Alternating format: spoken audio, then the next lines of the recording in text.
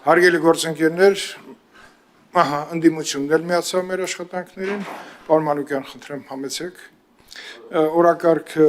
բաժանված է, օրակարգում ունենք մեկ հարց, 24 ժամյա ռեժիմով մենք քննարկել ենք առաջին ընթերցմամբ, հիմա երկրորդ ընթերցմամբ մենք քննարկենք հետագա ընթացքը տվյալ նախագծի, որը ներկայացրել է մեր գործընկեր Վահագն Ալեքսանյան։ Պարոն Ալեքսանյան, խնդրեմ։ Շնորհակալություն, հարգելի պարոն Քոչյան, հարգելի գործընկերներ, ինչպես գիտեք, օրենքի նախագիծը վերաբերում է նրան, որ բոլոր այն մարդիկ, ովքեր որ զորակոչից զինվորական ծառայությունից խուսափել են ինչ-որ բժշկական այս կամ այն շարժառիթներով եւ հետագայում հարուցվել է քրեական վարույթ նրանց ազատման փաստի հետ կապված, այսինքն իրավապահ մարմինները կասկածում են, որ այդ փաստաթղթերը կեղծ են, որոնցով որ նրանք ազատվել են եւ հիմա նրանցից պահանջում են կրկնակի բժշկական զննություն անցնել կամ փորձանմուշներ հանձնել, այս մարդիկ հրաժարվում են դրանից, նախագիծի սկզբանե ենթադրում էր, որ սրա համար պետք է նախատեսվի քրեական պատասխանատվություն, արդարադատության նախարարության գործընկերները առաջարկեցին սա տարածել ոչ միայն զորակոչից խոսափած մարդկանց վրա, այսինքն ցանկացած պարագայում, եթե իրավապահ մարմինները պահանջում են քրեական վարույթի շրջանակներում անցնել բժշկական զննություն կամ հանձնել փորձանմուշներ, դրանից հրաժարվելը կարելի է ասել լայն իմաստով հավասարեցվի ցուցմունք տալուց հրաժարվելուն, ճիշտ եմ նկարագրում, պարոն Քոչյան։ Մոտավորապես շատ իրավական տեխնիկայի մեջ չխորանալով, մեծաշով սա է, սրա մասին է նախագիծը, այսքանը, շնորհակալություն։ Հարցեր հիմնական զեկուցողին Գեղամանուկյան, Քրիստինե Պողոսյան, խնդրում։ Պարոն Ալեքսանյան, երեկ էլ հայտարարեցինք, որ զորակոչից խուսափելու օրենսդրական կարգավորումները պետք է խստացվեն եւ այդ առումով սկզբունքորեն մենք կողմ ենք այս նախաձեռնությանը, բայց երկու հարց ունեմ։ Անուն չեմ ուզում հրապարակել, կա պաշտոնյա, բարձրաստիճան հիմա պաշտոնյա, ով 3 տարի ասպիրանտուրայով ծառայությունից ազատվեց, 3 տարի հետո ոչ մի դիսերտացիա, ոչ մի գիտական հոդված չգրեց, պետքա զորակոչվեր, հարցում ուղարկեցի, ասեցին առողջական պատճառով ազատվել է։ Հիմա դիցուք որտեղ է այդ, որտեղ հիմա հատկապես շատ է, որ կանխակալ ճաշակով, քաղաքական նպատակարարությամբ մեկին կզորակոչին, մեկին չեն զորակոչի, որտեղից այդ երաշխիքը, որ քրեական գործ կհարուցվի իրականում բոլոր զորակոչից անօրինական ազատվածների հետ կապված եւ ոչ թե այս կամ այն ճաշակով քրեական գործ կհարուցվի։ Լավ հարց եք տալիս, պարոն Մանուկյան, ես հորդորում եմ, եթե նմանատիպ իրավիճակների եք տիրապետում կամ ինչ-որ տեղեկություն ունեք, հաղորդեք դրանց մասին իրավապահ մարմիններին, անկախ նրանից, թե ում մասին է խոսքը, ինչ քաղաքական հայացքներով մարդու մասին է խոսքը, ես անձամբ եւս զորավիկ կլինեմ, որպեսզի նմանատիպ իրավիճակները հանգուցալուծվեն հենց քրեական վարույթի հարուցմամբ, այնպես որ դիմեք ուղղակի թող իրավապահները հարուցեն այդ քրեական վարույթները եւ երաշխիքը այնտեղ է, որ այս օրենքը ընդունում ենք նաեւ հետագայի համար։ Այսինքն այս օրենքը չի սահմանափակվում մենակ այն տարիներով, երբ որ իշխանության է քաղաքացիական պայմանագիր կուսակցությունը Հայաստանի Հանրապետությունում։ Հիմա էլ օրինակ մի շարք դեպքեր կան, որ 10 տարի առաջ ինչ-որ մեկը ազատվել է զինվորական ծառայությունից ու կա քրեական վարույթ նրա ազատման հետ կապված, բայց մարդը ասենք հրաժարվում է գնալ ու կրկնակի բուժզննություն անցնել։ Հետևաբար այս օրինագիծը կարծում եմ շատ կարևոր օրինագիծ է եւ պետք է ընդունվի։ Ինչ վերաբերվում է գիտական աշճաններին եւ մնացածին, ես կարող եմ ասել, որ մեր թիմում գիտական աստիճան ունեցող բոլոր մարդիկ ու կամ համապատասխան կրթության գնացած բոլոր մարդիկ առնվազն վիզուալ առումով տեսանելի է, որ այդ մարդիկ այդ գիտական աստիճան ու այդ կրթություն ունեն, ի տարբերություն օրինակ ընդդիմության շարքերի, էլի հիմա անուններ չտամ, որտեղ մենք ուղղակի գերֆանտաստիկ դոկտորներ եւ պրոֆեսորներ ունենք ընդդիմության շարքերում, որոնք իրենց կարելի ասել աուրայով ճնշում են իրենց գիտական ներկայությամբ, այսպես ասած, շնորհակալ։ Շատ արձագանք ունեք, խնդրում։ Այո, ասма աչքի գերանը չտեսած ուրիշ աչքի փուշն են նայում, ես կրկնում եմ, Հայաստանի Հանրապետության արտաքին գործերի նախարարի տեղակալ 3 տարի ասպիրանտուրայի պատրվակով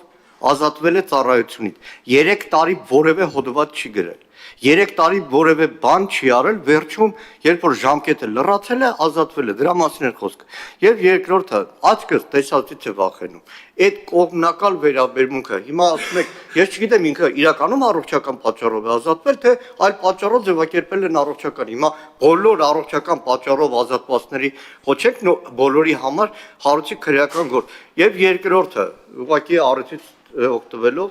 քանի որ ազգային պաշտպանության ու անվտանգության հանձնաժողովը նորից աչքս տեսածից է վախենում։ Հայաստանում կա անձնական տվյալների պաշտպանության օրենսդրական կարգավորումներ։ Մեր հանձնաժողովի ենթակայության տակ գործող ազգային անվտանգության ծառայությունը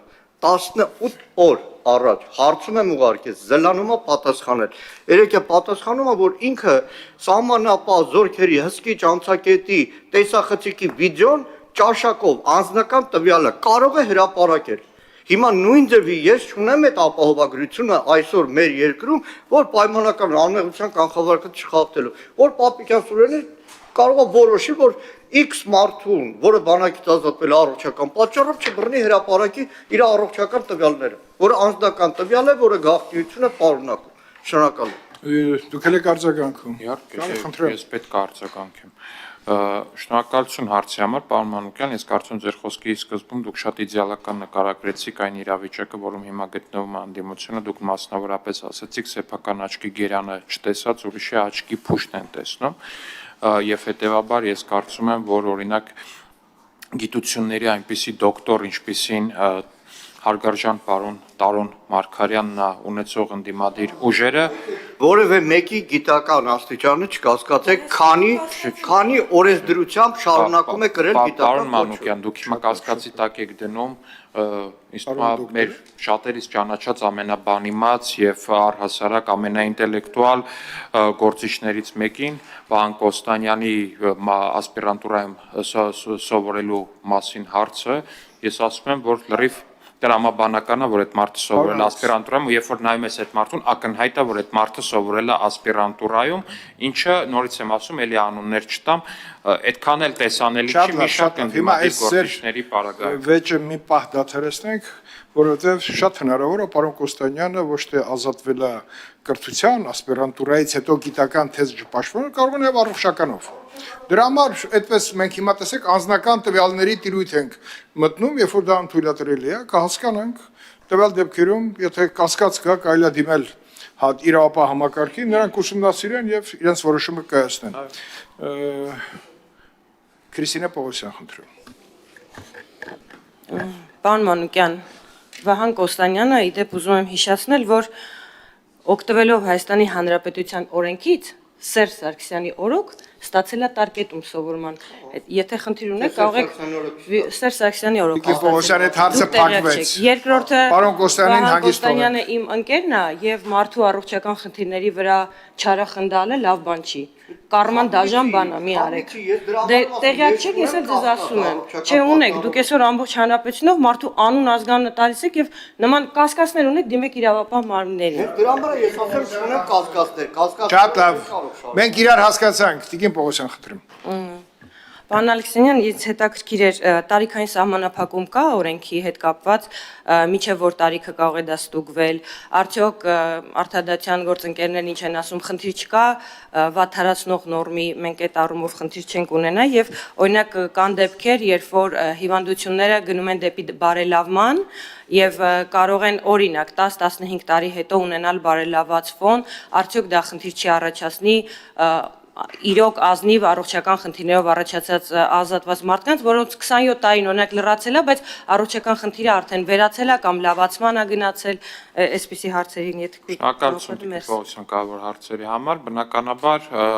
ակնհայտ է, որ մենք պետք է առաջնորդվենք ու ողջամտության կանխավարկածով, այսինքն ակնհայտ է, որ եթե կա այնպիսի հիվանդություն, որը հնարավոր է ինքն իրենով առանց ինչ-որ ֆիզիկական միջամտության կամ միայն դեղորայքային բուժմամբ, օրինակ վերանա 10 տարվա ընթացքում ու մարդը 10 տարի հետո երևա, որ չունի այս հիվանդությունը, ակնհայտ է, որ այդ մարդը իր դատական եւ քրեական վարույթի շրջանակներում իր պաշտպանությունը կկառուցի դրա շուրջ ու ակնհայտ է, որ նա մեղավոր չի կարող։ Այս իմ տպավորությամբ առնվազն դժվար մեղավոր համարվի, բայց կարան լինեն դեպքեր, որ օրինակ մարդը ունեցել է խնդիրը ստեղեկանքի,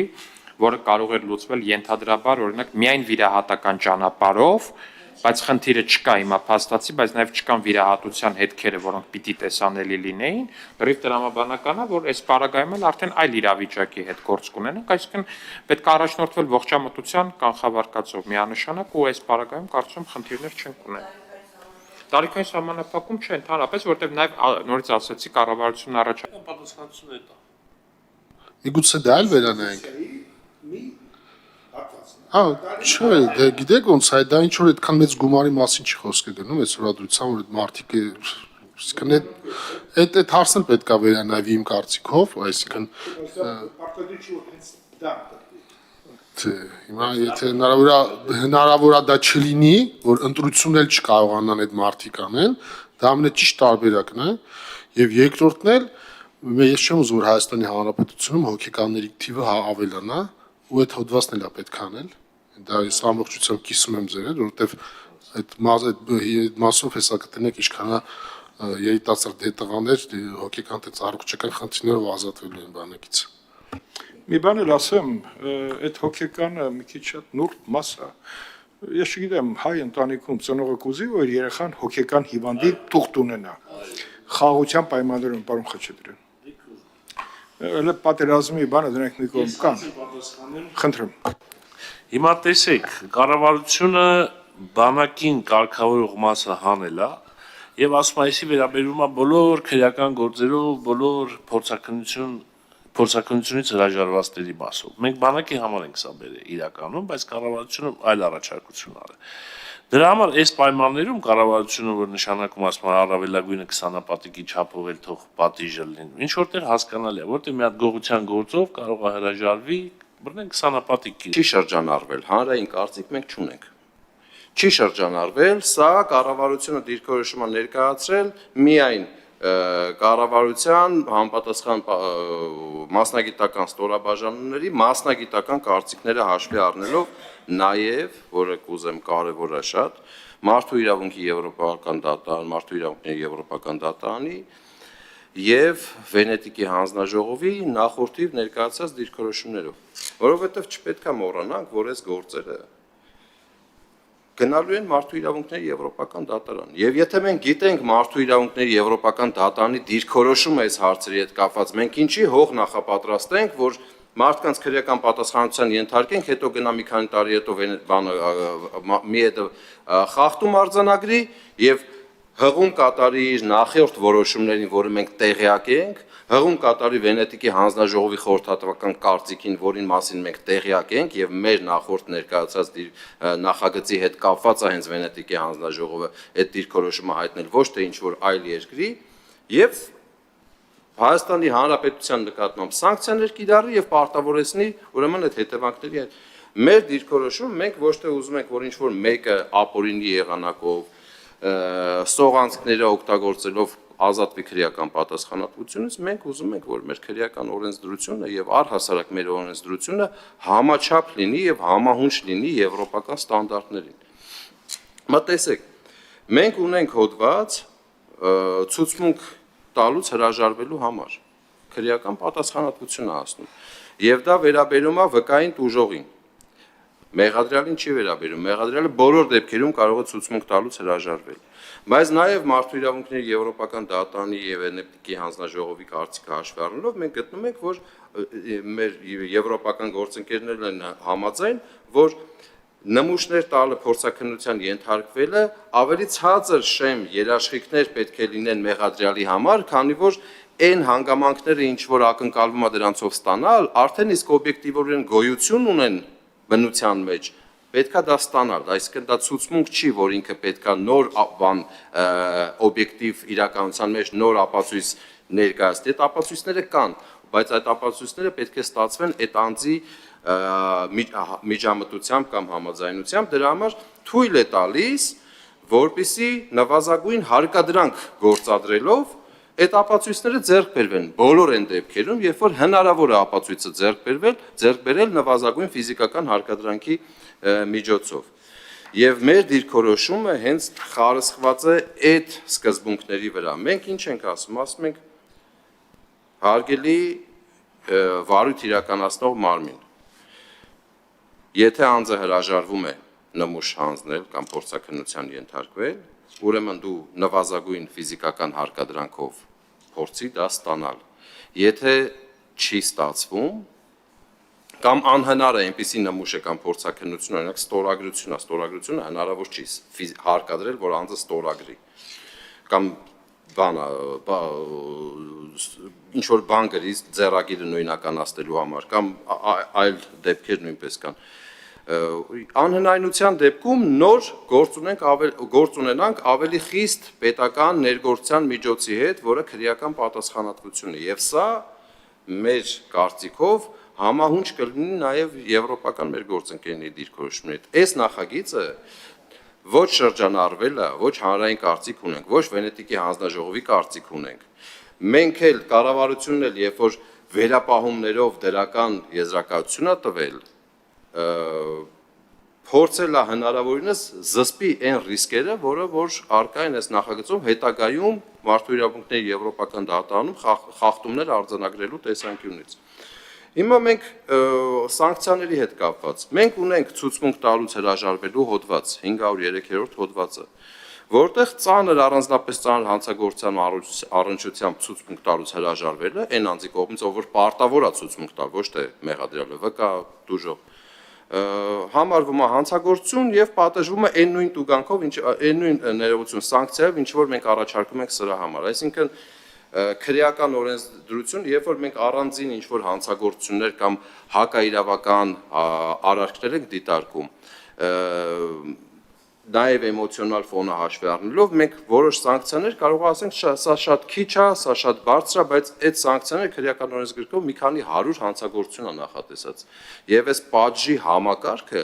իրար հետ փոխկապակցված է, այսինքն հաշվի առնելով արարքի հանրային վտանգավորությունը, բոլորն էլ հանրային վտանգավոր արարքներ են, բայց մի մասը ավելի վտանգավոր են, մի մասը ավելի նվազ վտանգավորությունն են, հաշվի առնելով հանրային վտանգավորությունը, պատիժը ըստ այդմ է նախատեսված։ Մեր խորին համոզմամբ նմուշ հանձնելուց հրաժարվելը, փորձաքննությունից հրաժարվելը, դա նույնական արարք է, ինչպես ցուցմունք տալու պարտականություն ունեցող անձի կողմից ցուցմունք չտալը։ Ինչի համար է դա նույնական, որովհետև երկու դեպքում էլ հանգեցնում է կամ կարող է հանգեցնել հանցագործության չբացահայտման։ Հետևանքը ըստ էության նույնն է, երկուսի նպատակն էլ նույնն է, հետևանքն էլ նույնն է։ Դրա համար դա սանկցիան էլ նախատեսել ենք նույնը։ Այո, կա նվազագույն սանկցիան տուգանքն է գործող ուրեմն նվազագույն աշխատավարձի դեպքում 1.5 միլիոն դրամը, որը նվազագույն աշխատավարձը եթե բարձրանա կբարձրանա, առավելագույնը 2 տարի ժամկետով ազատազրկում, որովհետև կախված ինչ հանցագործության հետ գործ ունենք, այդ նմուշ տալու փորձաքննություն ենթարկվելու նշանակությունը ինչքան կարևոր է այդ կոնկրետ հանցագործությունը պարզելու համար, տարբեր կարող է լինել եւ սա նորմալ է բոլոր հանցագործություններ, բոլոր հանցակազմերում էլ ուրեմն այս դիապազոնը կա։ 2 րոպե եւ ավարտում եմ, շնորհներություն եմ խնդրում պարոն Քոչարյան։ Հա։ Եվ հարգելի գործընկերներ, հաշվի առնելով նորից եմ կրկնում, որ նախագիծը 2 անգամ Վենետիկի հանձնաժողովա գնացել, 2 անգամ քննարկվել է, Վենետիկի հանձնաժողովա գնացել, Վենետիկի հանձնաժողովը կոնկրետ հանձնարարականներ է տվել, ներողություն եմ խնդրում, այդ բանի հետ կապված, հոգեկան առողջության խնդիրների հետ կապված, ինչի համար ենք այդ բացառությունը նախատեսել, որովհետև հոգեկան առողջության խնդիր ունեցող անձանց նկատմամբ